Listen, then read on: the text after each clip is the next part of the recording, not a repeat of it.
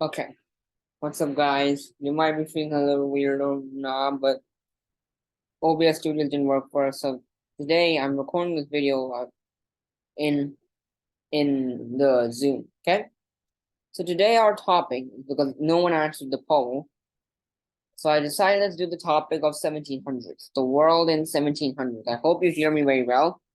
The world in 1700s. The world in 1700s, right?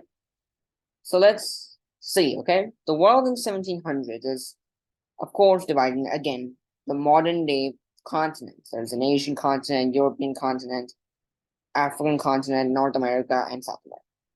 We'll go and Oceania. We'll go line by line to all of these empires. So let's start. Let's start with the two of the wealthiest empires ever. Now, who are the two wealthiest empires of 1700?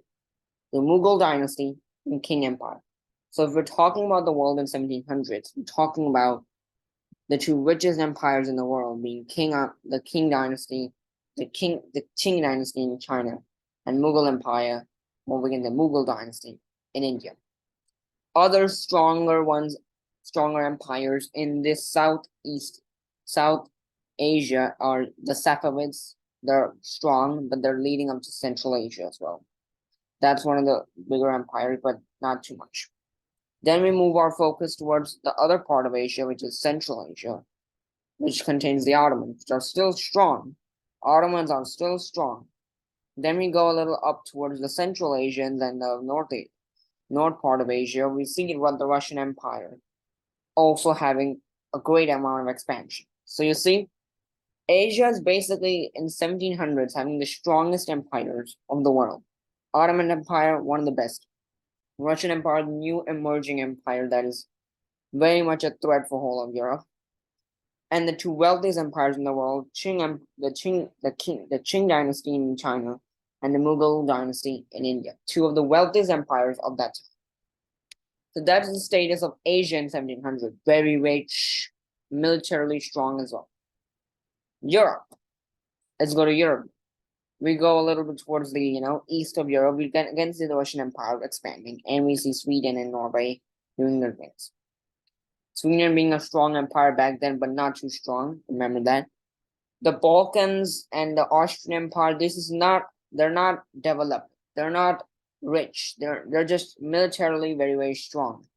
For the Polish-Lithuanian Commonwealth, which is, if I can, get a text. Yep. The Polish-Lithuanian Commonwealth. The Polish-Lithuanian Commonwealth. Can I draw something? Okay, I'll draw this on. The Polish-Lithuanian Commonwealth right there, okay? The Polish-Lithuanian Commonwealth right there where I put just a mark. Then is the Austrian Empire just beside it. These two are fighting, Ottoman empires and the Russian Empire. But they're militarily strong, but economically they're not that strong. We go to some Central Europe parts, like it also includes Austria, Prussia, the new emerging state having a great military. That's Prussia there. Good militarily, not good financially and everything. Austria, good militarily, not too good financially. Italy, a disintegrated area. Once of the pride of the Roman Empire, now a disintegrated area.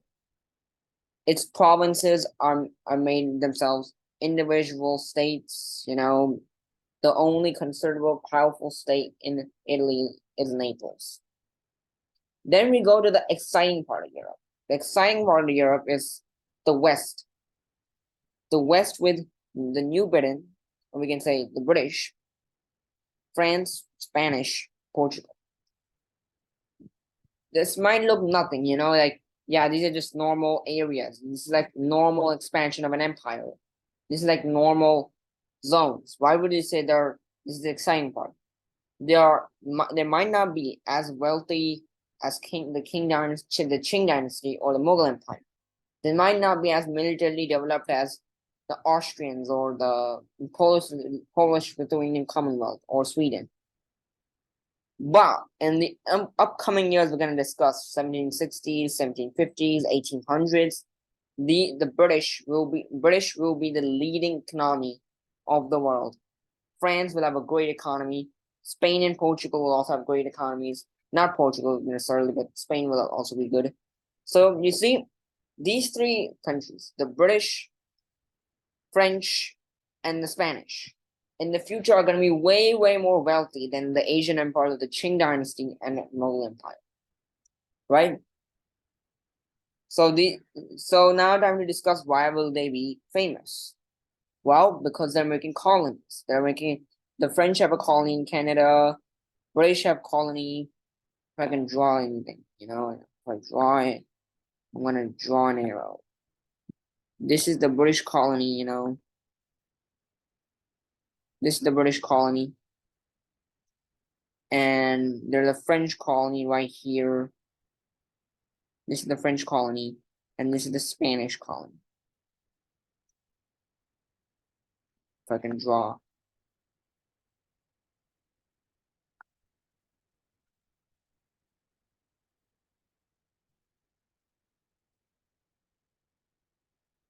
The all new Spain. So let's discuss North America. North America is completely colonized here right now. The French have some Canadian colonies, the British have some parts of US, and and Spanish have the whole of modern day Mexico as their colony. What do these colonies give them? It gives them profits, it gives them natural resources, which gives profit. Okay, we're gonna discuss this system of colonization later, but I'm just gonna give you an overview in this lecture that this system of colonization will make these Western states of Europe more wealthy than the Qing dynasty, Mughal Empire, more rich than any other empires in the world. Because this colonization system gives them many more resources and gives them extra technology and gives them excessive amounts of profits. So North America completely colonized by Western Europe. South America completely colonized again with who? The Brazilian colony is taken by the Portuguese. The modern Peru, Venezuela, Colombia is under Spain. And some parts of South America, I'll do a circle on them because I think probably some might not see it.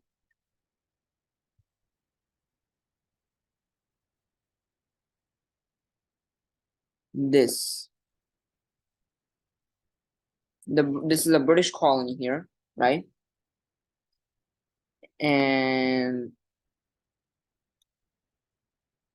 this is a French colony. You want to I'll undo them. So this is a British colony. This is a French colony. I'll put my mouse here. Look at this. This is the British colony, the French colony. Okay. And then the modern day, we can say, Spanish. So the Spanish have Peru, modern day Venezuela, Colombia, is all in Spain. Brazil, Portugal has Brazil. Some parts of it, there's just mission states, United Provinces down there as well, some tribes down there. There's some British colonies and some French colonies. Now, I want you to ignore all of this part, and I want you to look at one place. And that is, if I can put the symbol right, please, I need it. Okay. I want you to concentrate on this part, the Caribbean. Here we see many Spanish colonies, but you also, if you zoom out down, you'll see some French colonies, like right here. And there's a British colony right here. The name is Port Royal. So in the Caribbean, the Western Europe also has colonies, and trust me, we're going to discuss these colonies a lot because these colonies give a lot of profit to France, the British, and the Spanish. Okay, we go to that. Africa. Africa is a disintegrated continent, doesn't have a big main power. It's not even that much colonized. It's mainly just it has one function, and it helps. Well, we'll discuss the function of Africa in 1700s in more detail in the next lecture. But I'll just tell you their function in 1700s with just one word: slave trade. That's the one word. Okay. So we discussed the Asians, Europeans, North America, South America, Africa, Oceania. Oceania is another bunch of colonized areas, but a lot of weak areas, like some small states are there, and some tribes also live there.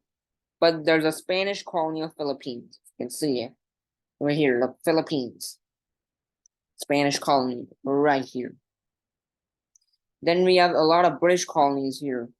And Dutch colonies here, actually. Sorry for, mixing up the things. A lot of Dutch colonies. Look at all these Dutch East Indies. And yeah, we have some other states here as well. So yeah, so in Oceania, basically there are small states like this. There are a lot of small states, but not colonies. That only the Dutch and Spanish have put colonies in the empire. Something we didn't discuss. So let me just get a review on the map if we missed it. Yes, we missed this. We missed about Iceland and Greenland. There are also colonies right now. What else have I missed? Yes, I probably missed this as well. If you look at down in Africa, absolute south, you'll see something known as Cape Colony, right? This Cape Colony. It was a British colony. It had one function. It was a slave trade function and give some small resources. And we can see Spanish have these Canary Islands and what else? Like I don't know if, like we can say Corsica and etc. as well of Spanish. So right now. And I'm just trying to look for islands and tell you if these are, yes, there's some Dutch colonies in the new Sri Lanka. And I think some British colonies as well there. British have some small outposts. Like little small outposts here. You can't see it, but we know in 1700s, British had small trading outposts in the Qing dynasty and also the Mughal Empire. Tibet wasn't that big of an empire, like truly was not that relevant. Japan. Japan was isolated from the world, and for the first time, they were actually opening to the world. But they were not completely open in 1700s. They're still very much closed. So they're not involving the world. They're not getting involved in world politics. Same, I think, with Korea, which I think is a colony of French. I don't remember 1700 what was Korea. You can search it, but I think it was a French colony. So this is my telling of how the world was in 1700s.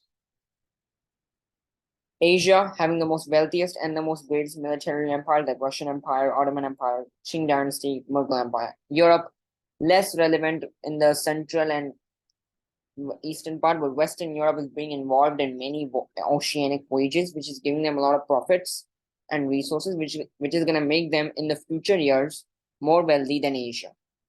South America and North America are victims of the new colonization of policies made by the West Europeans. And there's some islands which these West Europeans take for easier travel, like these Canary Islands, and there are way more islands. The Caribbean is the greatest producing colony of these West Europeans. And in Africa, Europeans are putting European companies are putting small trading outposts and trading slaves. And this trade is called slave trade. I'll explain it in the next lecture. And in Oceania, it's also very much colonized, but a lot of small states are also in there. So I hope you understand how is the world in, 1700. I hope you enjoyed this video, and I hope, and please tell in the comments, or maybe answer my polls, that what to do next, because I'm thinking doing the commercial revolution, but you guys can suggest something else as well.